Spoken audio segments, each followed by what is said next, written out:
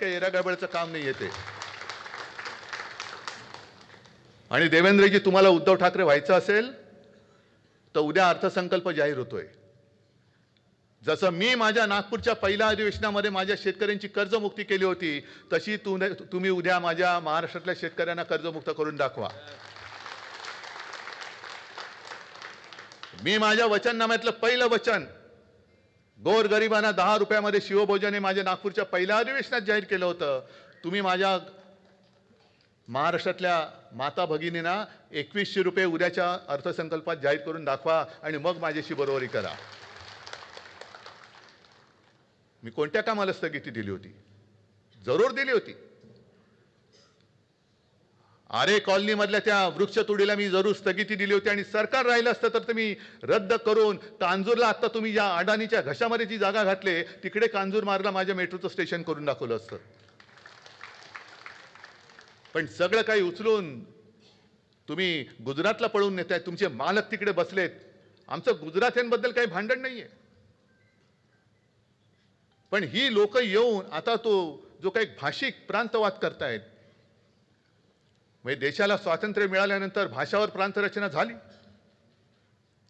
गुजराती लोकांना गुजरात मिळालं, त्यांना त्यांची राजधानी मिळाली. उत्तर प्रदेशमध्ये तसाच मध्य प्रदेश तयार झाला, उत्तर प्रदेश तयार झाला, बिहार झाला, सगळे प्रदेश तयार झाले. त्यांना त्यांची भाषा आणि त्यांची राजधानी मिळाली. मराठी माणूस म्हटल्यानंतर मराठी माणसाला कोणी किंमतच देत नाही. मराठी काय करेल मराठी? कारण हे असे गद्दार आहेत. मराठी माणूसच मराठी माणसाचा घात करतो. म्हणून ती जी काय खेकड्याची गोष्ट आहे की इतर सगळ्या माशांच्या टोपलीवरती कव्हर टाकतात, पण खेकड्याच्या टोपलीवरती नाही. का? कारण तेच एकमेकाचे पाय खेचतात. तसंच गत दुर्दैवाने आपली झालेली. कधीतरी आपण ह्या आपली जी काय प्रवृत्ती आहे ती तोडून आपण सगळ्यांच्या पुढे जाऊ शकणार आहोत की नाही, हे या शिबिरात काय ठरवणार असाल तर तुम्ही निर्धार करा. किती दिवस बसायचंय? हिंदुत्व आहेच ना. पण शिवसेना प्रमुखांनी जे सांगितलं होतं की मी महाराष्ट्रामध्ये मराठी आहे आणि देशामध्ये मी हिंदू आहे. असेल मी गुजरातमध्ये गुजराती आहे पण देशामध्ये मी हिंदू आहे. बिहारमध्ये बिहारी आहे पण देशामध्ये मी हिंदू आहे. ही आमची हिंदुत्वाची व्याख्या आहे. आज संपूर्णपणे तुम्ही नासून टाकताय. हिंदुत्व, जय श्रीराम. अहो जय श्रीराम आम्ही सुद्धा म्हणतो, पण आम्हाला भाजपा मुक्त राम पाहिजे.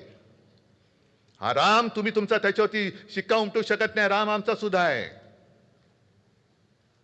आणि म्हणूनच मी माझ्या शिवसेनेच्या वचननाम्यामध्ये जे एक वचन दिलं होतं, पुन्हा मी करणारच. राज्य तर आपण आणणारच. हे असं तसं नाही मी सोडणार आहे ना. असं तसं सोडणार नाही. आपलं सरकार आल्यानंतर प्रत्येक जिल्ह्यात मी आपल्या दैवताचं छत्रपती शिवाजी महाराजांचं मंदिर उभारून दाखवणार म्हणजे दाखवणारच. आम्ही जय श्रीराम बोलूच, पण त्यांना तुम्हाला सुद्धा भाजपवाल्यानो जय शिवराय, जय शिवाजी, जय भावानी बोलायला लावलंच पाहिजे आणि ते तुम्हाला आम्ही लावूच. जर तुम्हाला कोणी बोललं जय श्रीराम, ठीक आहे जय श्रीराम, पण जय शिवाजी, जय भावानी पण बोल, तोपर्यंत त्याला सोडू नका त्याला. तुम्ही आता आम्हाला दैवतावरून भांडणं लावायला निघालात. आजपर्यंत या मुंबईमध्ये जेवढी संकट आली, नैसर्गिक आपत्ती असेल, अतिरेक्यांचा हल्ला असेल, स्वतःच्या प्राणाची पर्वा न करता त्या संकटात उडी मारून जीव वाचवणारा माझा शिवसैनिक आहे. गोमूत्राची बाटली हलवणारा RSSचा किंवा भाजपचा कार्यकर्ता नाहीये. हे जे शिवसेना प्रमुखांचं मगाशी भाषण दाखवलं ना, तेच आग आपल्या अंगामध्ये पाहिजे. का पाहिजे? परत शिवसेना प्रमुखांचं भाषण तुम्हाला दिलंय ना तुम्हाला त्यांनी. अरे संपूर्ण आयुष्य त्यांनी उधळून टाकलं आपल्यावरती. काय आपण आपल्याला त्यांनी जी काय जडणघडण केली ती काय अशीच नुसती काय मातीचे गोळे बनवायला नाही केली. जो महाराष्ट्र आपण म्हणतो दगडांचा देश, होय आम्ही आहोत, दगड आहोत. आणि माझे आजोबाजे बोलायचे की देव काय, शेंदूर फासला तर दगडाला शेंदूर फासलं तर देव, नाही तर तो धोंडा आहे. आम्ही धोंडे आहोतच. जो कोणी आमच्या महाराष्ट्राच्या मुळावर येईल त्याचा कपाळ मोक्ष करण्याची ताकद आमच्या या सगळ्या मराठी मनामध्ये आहे. आणि मग अशा वेळेला त्या ज्या काय कवितेच्या ओळी आहेत, माझ्या मना बन दगड दगड बनवून आपण यांना सामोरं गेलं पाहिजे, हे सगळे आपल्याला पिळवटून टाकतायत. अगदी म्हणजे त्यांची ज्या दिशेने वाटचाल सुरू आहे, आता संजय तुम्ही जे सांगितलं, जसं पुतिन जिंकला, हिटलर सुद्धा जिंकला होता हो. हिटलरचा जर का तुम्ही इतिहास पाहिला तर हिटलरला सुद्धा 90%, 95%, 97% मतं मिळाली होती.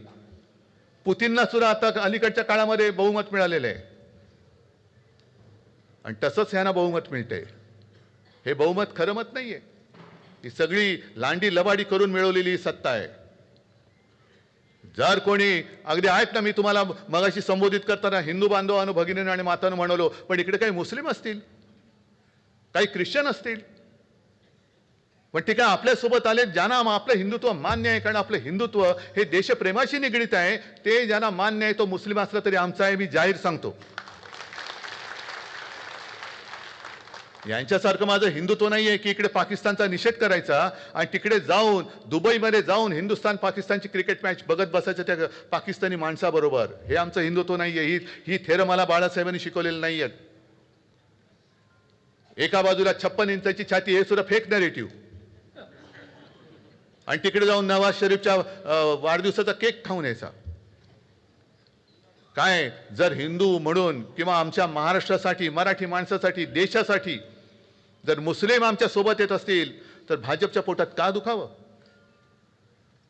काल परवाकडे जे साहित्य संमेलन झालं त्याच्यामध्ये महाराष्ट्र गीत त्या शमीमा अख्तर ना, काश्मीरी मुस्लिम, तिने गायलं.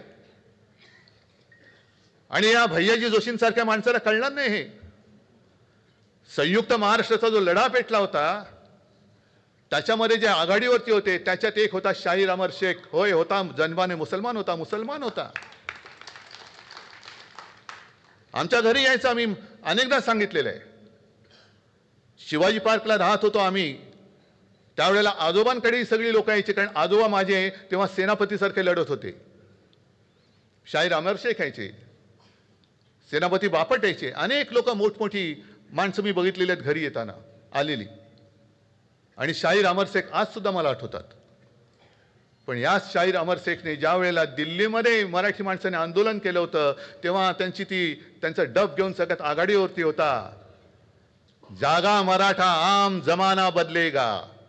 जागा मराठा बोलणारा अमर शेख असेल जातीने, जन्माने मुसलमान असेल, पण तो आमचा होता, कारण तो संयुक्त महाराष्ट्रासाठी लढला होता. तो काही जनसंघीय नव्हता, शेपूट घालून बसलेला आणि सगळं मिळाल्यानंतर तोडफोड करून राज्य बळकवणारा तसा अमर शेख नव्हता. साबिर शेख सुद्धा होता ना, अमर शेखची आठवण करताना साबिर शेख होता. पण आमच्या सोबत जर का आले मुस्लिम तर वोट जिहाद. आणि मोहन भागवत मशिदीत जातात. उद्धव ठाकरे गेलेले नाही अजून, पण गेला तो परत त्यांची नरकातली सगळी पित्रवरती येतील. मोदी म्हणतात की लहान असताना त्यांच्या घरी ईद आजूबाजूला साजरा व्हायचा, सगळे मुस्लिम जे काय होते त्यांच्या घरनं जेवण यायचं. आता यांच्यासाठी खास बटाट्याची भाजी आणि पुरी बनवून द्यायची, त्याला आपण काय करायचं? असू शकेल ना, आपण कसं सांगणार? आणि मग ते ताजिया खालनं जायचे, तरी तुम्ही हिंदू. आणि केवळ मुसलमानांनी शिवसेनेला मत दिलं, उद्धव ठाकरेला मत दिलं, कारण करोना काळामध्ये आपण केलेलं काम. तर आम्ही लगेच हिंदुत्व सोडलं. हे जे काय फेक नॅरेटिव्ह आहे. आणि म्हणून मला अनेकदा जे बोलतात काही लोक की हिटलर हिटलर हिटलर आहे, साम्य बरंच आहे. हिटलरचं सुद्धा असं म्हणतात की 4 पातळीवरती त्याचं काम चालायचं. म्हणजे आता जे काय आपले प्रवक्ते वगैरे असतात ना, तेव्हा चॅनल वगैरे नव्हती, पण तेव्हा जे चालायचं, एक म्हणजे स्वतःची बाजू मांडणं, हे एका काही प्रवक्त्यांचं काम. दुसरं, दुसऱ्यावरती आरोप करणं. तिसरं, विरोधकांनी केलेल्या आरोपांना उत्तर देणं. आणि चौथं, ते म्हणजे फक्त अफवा पसरवणं. आहे साम्य दिसते की नाही? आता जे काय यांचं चाललेलं आहे ह्याच्यामध्ये आणि त्याच्यामध्ये साम्य दिसते की नाही दिसत? आणि अशा यांच्यामध्ये आपण त्यांना केवळ आणि केवळ आपल्याला भुलवण्यासाठी जय श्रीराम म्हटलं म्हणून लगेच हिंदुत्ववादी म्हणून सगळं आयुष्य त्यांच्या चरणी वाहून टाकायचं? आज हे करू तर काहीच शकत नाहीयेत. आज मुंबईला जे खतम करायला निघालेत, मुंबईचं महत्व मारायला निघालेत, महाराष्ट्राची अस्मिता तुडवतायत पायदळी. आणि हाच धोका आहे. वन नेशन वन इलेक्शन, यांना सगळं वन वन वन एकाधिकारशाही पाहिजे. सगळे एक. आपल्याला सुद्धा बरं वाटलेलं आधी, एक विधान एक निशान एक प्रधान. हो बाबा पाहिजे, बरोबर. पण विधान म्हणजे यांचं जे काय होतं बुरसटलेल्या हिंदुत्वाचे विचार, ते आम्हाला मान्य नाही. डॉक्टर बाबासाहेब आंबेडकरांनी लिहिलेलं संविधान तेच आम्ही मानणार. एक निशाण म्हणजे तुमचं फडकं नव्हे, तर आमचा डौलाने फडकणारा तिरंगा हे आमचं निशाण आहे. आणि एक प्रधान म्हणजे ईव्हीएम आणि बोगस मतदारांनी निवडून आलेलं नाही, तर लोकशाहीच्या माध्यमातून निवडून आलेला आमचा पंतप्रधान हे आम्हाला मान्य आहे. आणि तसंच ते आता जसं कमल हसन म्हणाला की यांना इंडिया नाही हिंदिया करायचंय, म्हणजे परत तिकडे मारामाऱ्या लावायच्या. आणि हे जेव्हा मी वाचलं तेव्हा माझ्याकडे रोज कोण ना कोणतरी येत असतं. बिहारची काही लोक आली होती, त्यांना मी विचारलं, ते बोलले साहब हे सच है.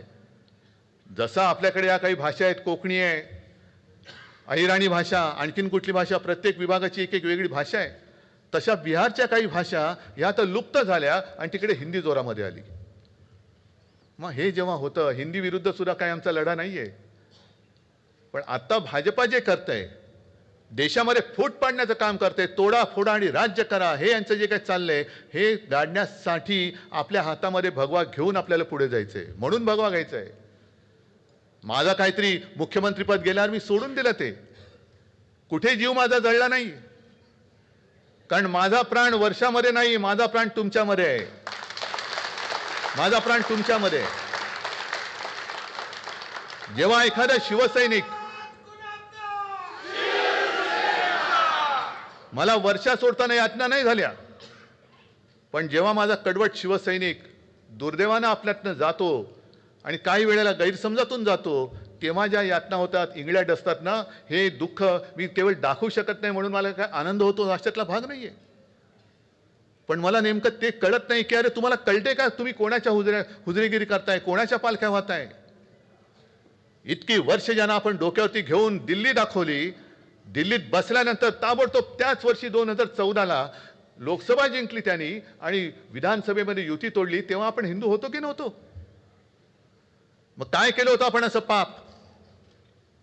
एकनाथ खडसेंनी सांगितलेलं आहे की तेव्हा त्यांच्यावरती जबाबदारी दिली होती की आता ही युती तोडा, म्हणजे गरज सरो वैद्य मरो. त्याच्यानंतर पुन्हा आपण त्यांच्याबरोबर गेलो का? कारण हिंदुत्व. मग 19 साली पुन्हा ते अमित शाह वगैरे घरी आले, त्याच्यानंतर पुन्हा धोकाधडी झाली, त्याच्यानंतर 2.5 वर्षांनी आपलं गद्दारी करून सरकार पाडलं. पण आज सुद्धा तुमच्यासारखे अनेक कट्टर कडवट शिवसैनिक, मी काय दिलंय तुम्हाला? काही देऊ शकत नाही. आज माझ्याकडे काय आहे हे तुम्हाला माहिती आहे, मलाही माहिती आहे की मी काही देऊ शकत नाही. उद्याचं उद्या, पण आता तरी हातात काय आहे? काहीच नाहीये माझ्या हातामध्ये. तरी सुद्धा तुम्ही माझ्यासोबत राहिलात, तरी सुद्धा सोबत राहिलात. आणि केवळ हे माझं काही कौतुक नाहीये, हे हिंदू हृदय सम्राट शिवसेना प्रमुखांनी जे काही त्यांची पुण्याई उभी केलेली आहे, त्याचं हे सगळं चित्र आहे. मी कोण आहे? मी कोणीच नाहीये. आणि म्हणून मी अभिमानाने पुढे चाललेलो आहे. निवडणूक आयोगाने आपल्यावरती अन्याय केलेला आहे. सुप्रीम कोर्टाचा निकाल अजून लागत नाहीये. एक एक एक एक एक एक न्यायमूर्ती येत आहेत आणि जात आहेत, येत आहेत आणि जात आहेत. पुढच्या वर्षी लवकर या, तसे पुन्हा जात आहेत. 50 वर्ष 70 वर्ष, आमच्या केसला आता 75 वर्ष झाली. त्याचा आम्ही आता अमृत महोत्सव करतोय, रौप्य महोत्सव करतोय, सुवर्ण महोत्सव. का? अहो केस केले माहित नाही तुम्हाला? 100 वर्ष झाली आमच्या केसला, निकालच लागत नाही अजून. ही असली लोकशाही घेऊन आपण पुढे जातो आहोत. आणि तरी सुद्धा मी ठाम उभा आहे, हातामध्ये मशाल घेऊन. आणि अजूनही एवढं सगळं करूनही, म्हणजे नाव चोरलं, पक्ष चोरला, वडील चोरले, कारण वडिलांचा पत्ता नाही यांच्या. कारण आयुष्यात कधी काही केलं नाही. मग शिवाजी महाराज आमचे, संभाजी महाराज, अरे आता तो पिक्चर आलाय छावा, काय भाजपवाल्यांचं काय कर्तृत्व त्याच्यात, काय केलं काय तुम्ही? हा, जशी इतर लोक बघतायत पिक्चर तसं तुम्ही पिक्चर बघताय. हा, अनाजी पंतांचं काय बघायचं असेल म्हणून जात असाल तर जरूर जा, की बरोबर त्यांची परंपरा चालवतोय की नाही, भगव्याला डाग लावतोय की नाही, भगव्यात फूट पाडतोय की नाही. म्हणून मी या गद्दारांना सांगतोय की जसं मी माझ्या वडिलांचं नाव अभिमानाने लावतोय, शिवसेना उद्धव बाळासाहेब ठाकरे, तसं गद्दारांनी शिवसेना अमित शहा म्हणून लावावं, नाही तर शिवसेना अदानी म्हणून लावावं, कारण त्यांच्यासाठी काम चाललेलं आहे. ही केवळ आपण जिंकण्याची लढाई नाहीये, तर कशावरती विजय मिळवायचा हे पहिले ठरवा. निवडणुका येतात आणि जातात, विजय होतो, पराभव होतो, परत विजय होतो. अगदी आजच्या शिबिराने मला 2000 साली अमरावतीला जे शिबिर घेतलं होतं त्याची आठवण झाली. कारण 99 साली आपल्याला वाटलं होतं आपण जिंकणार, 95 साली सरकार आलेलं, 99ला तर नक्की येणार, पण नाही आलं सरकार. सगळं चिडीचूप, कसं झालं. आपल्याला हा एक थोडासा नाही म्हटलं तरी प्रॉब्लेम आहे. आपण जोशात असतो, पण जरा कुठे खुट झालं की सगळा जोश जातो आणि अरे काय झालं, काय संपत नाही हो. पाऊस पडत असतो, मध्ये दुष्काळ येत असतो, पुन्हा पाऊस येतो, पुन्हा कोंब येतात. तशी माझी शिवसेना आहे, तशी माझी शिवसेना. वाटत असेल कोणाला दुष्काळ, पण बीज पेरली गेलेली आहेत, ती त्या बीजापर्यंत, त्या मुळापर्यंत कोणी पोचू शकत नाही.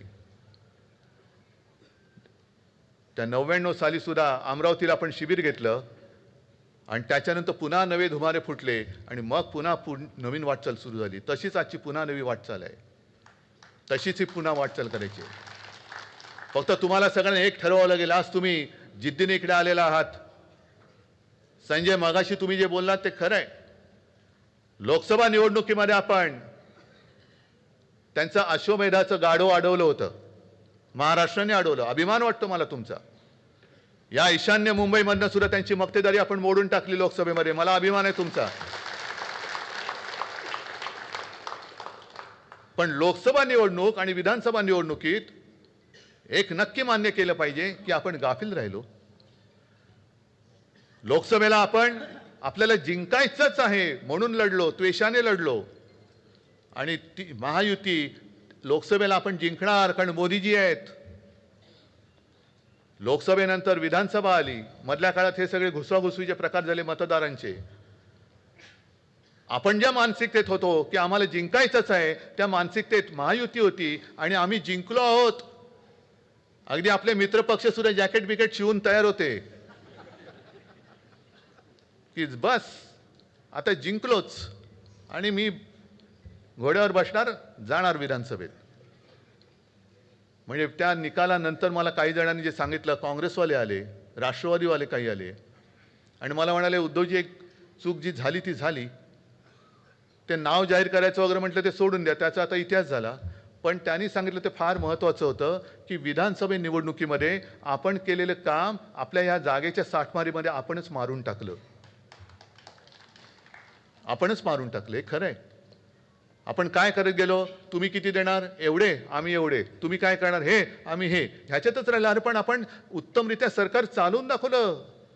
जगभरामध्ये आणीबाणी सदृश्य परिस्थिती नव्हे, आणीबाणीपेक्षा वाईट परिस्थिती होती, त्याही वेळेला आपण महाराष्ट्र थांबू दिला नव्हता. हे आपण लोकांना सांगूच शकलो नाही. आणि तेच काम नेमकं त्यांनी केलं. भ्रष्टाचाराचा काय आगडोम नुसता केला. आहे इकडे आता सूरज, आहे इकडे बसलाय, नाही घाबरला. काय खिचडी घोटाळा. अरे तुम्ही बकासुरासारखे खाताय, तुमचे हजारो कोटीचे भ्रष्टाचार आता बाहेर येत आहेत. संजय राऊतला आत टाकला होता तुरुंगात, नाही डरला. एक तर मला वाटतं घाबरून संजयला त्यांनी सोडून दिला. जा बाबा जा, आला तू गेलास तर तिकडे बरं. काही गेले शेपट्या घालून, पण त्या सगळ्यांना तिकडे घेऊन जणू काही गंगा स्नान घातलं तसं भाजपा स्नान घातलं त्यांनी आणि पवित्र करून टाकलं. अजितदादांनी घेतले 70,000 कोटी, ह्याना गेले एवढे हजार कोटी. हे घोटाळे कितीचे. प्रफुल्ल पटेलला धुवून स्वच्छ केला.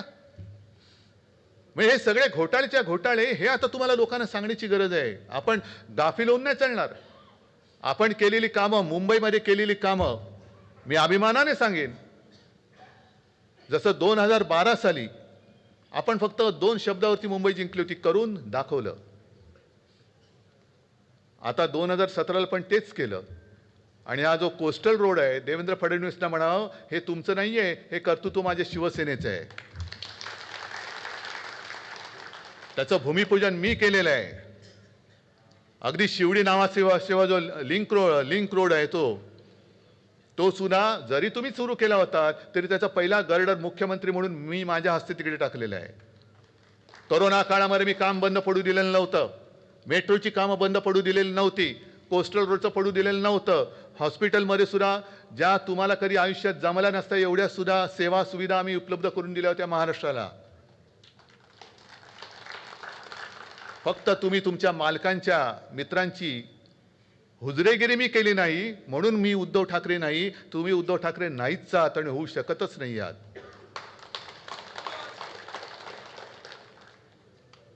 ही लढाई ही पक्षाची लढाई नाहीये. ही लढाई ही राजकीय लढाई नाहीये.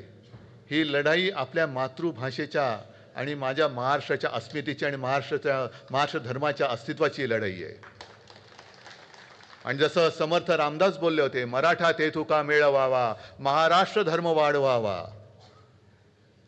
तेच बरोबर शिवसेना प्रमुख 66 साली बोलले होते. 96 कोळी 92 कोळी, मराठा मराठेतर आहे ना ती सुरुवात. मराठा मराठेतर, 96 कोळी 92 कोळी, ब्राह्मण ब्राह्मणेतर, स्पृश्य अस्पृश्य, घाटी कोकणी, हे सर्व भेदाभेद गाडून मराठी माणसाची भक्कम एकजूट बांधा. आणि एकजूट बांधल्यानंतर निर्धार तर तुम्ही केलेलाच आहात. केलाय ना. मला तुमच्याकडनं एक शपथ पाहिजे. एक शपथ अशी की मुंबई महापालिकेची निवडणूक जेव्हा लागेल, कधी लावो, मी म्हणेन आत्ता घ्या. तुम्ही जिंकलायत ना, घ्या ना आत्ता. आम्ही नाही घाबरत, तुम्ही जिंकलेले का घाबरताय? आत्ता लावा, आम्ही तयार आहोत. पण तुम्ही सगळ्यांनी शपथ घ्यायची की निवडणुकीमध्ये बटेंगे नाही, कटेंगे नाही, फुटेंगे तर अजिबात नाही. बंडखोऱ्याच करायच्या नाहीत, चालणार नाहीत. कारण ही आपल्या आईच्या अस्तित्वाची लढाई आहे. आईशी बेईमानी करू नका, आईशी गद्दारी करू नका. कारण ज्या आईने आपल्याला जन्म दिला, ज्या आईने आपल्याला मोठं केलं, तिच्याशी गद्दारी करणारा कधी तिचं नाव घ्यायला लायक नसतो. म्हणून आज जसा तुम्ही लढण्याचा निर्धार केलाय, तसं आज जसं एकजुटीने इकडे आलेला आहात, निवडणुकीत सुद्धा एकजुटीने आपण पक्ष म्हणून संघटना म्हणून देईल तो उमेदवार मी निवडून आणल्याशिवाय राहणार नाही, हा एक निर्धार करा आणि कामाला लागा. जय हिंद, जय महाराष्ट्र.